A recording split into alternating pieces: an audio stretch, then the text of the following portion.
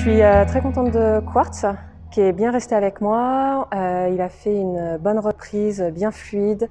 Il était très décontracté, très serein. Ça, c'était agréable à monter. Ensuite, on a eu des bons moments au passage, un passage régulier, très léger. Au galop, on a eu des belles phases, les pirouettes au galop. La note est, on aimerait évidemment faire beaucoup mieux.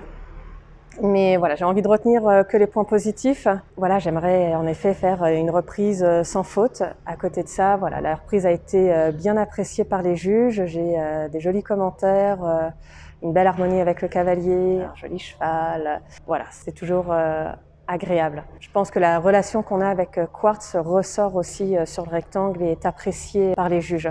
Il donne tout ce qu'il peut, il fait tout ce qu'il peut pour moi et moi je lui donne beaucoup.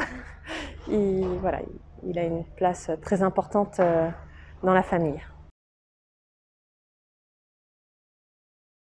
Je pense qu'on est à notre place, malheureusement. Voilà, même si chacun d'entre nous n'avait pas fait les fautes, je pense qu'il aurait été compliqué d'aller chercher les Autrichiens ou les Espagnols. Chacun a fait de son mieux, il y a eu des fautes, oui c'est regrettable, mais ça fait partie du sport et on fait pas exprès de faire des fautes.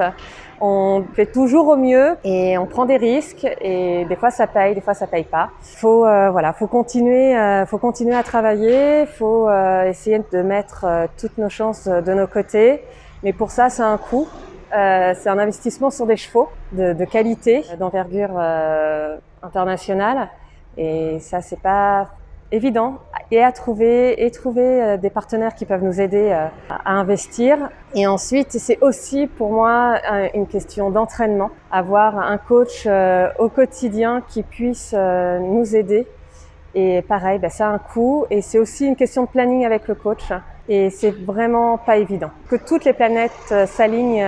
Faut croiser les doigts pour que ça marche pour Paris 2024 parce que les Jeux sont à Paris et que ça serait fantastique de pouvoir figurer parmi les meilleurs. Il faut qu'on arrive à trouver des passionnés de dressage et qui ont envie d'investir tant dans les chevaux que dans les entraîneurs. C'est un grand plaisir d'être sélectionné une nouvelle fois en équipe de France. C'est un grand plaisir d'être ici sur ce championnat chez Monsieur Casselman qui a toujours le don d'organiser des grands événements avec beaucoup de classe. Voilà, c'est toujours agréable d'être parmi l'équipe. Le staff fédéral est très à l'écoute des cavaliers, aux petits soins pour les chevaux. C'est aussi chouette d'avoir tous les autres cavaliers qui viennent nous soutenir, qui ont toujours un petit mot agréable. C'est chouette. Je suis arrivée beaucoup plus sereine qu'à Göteborg. À Göteborg, j'étais vraiment très enjouée, trop enjouée.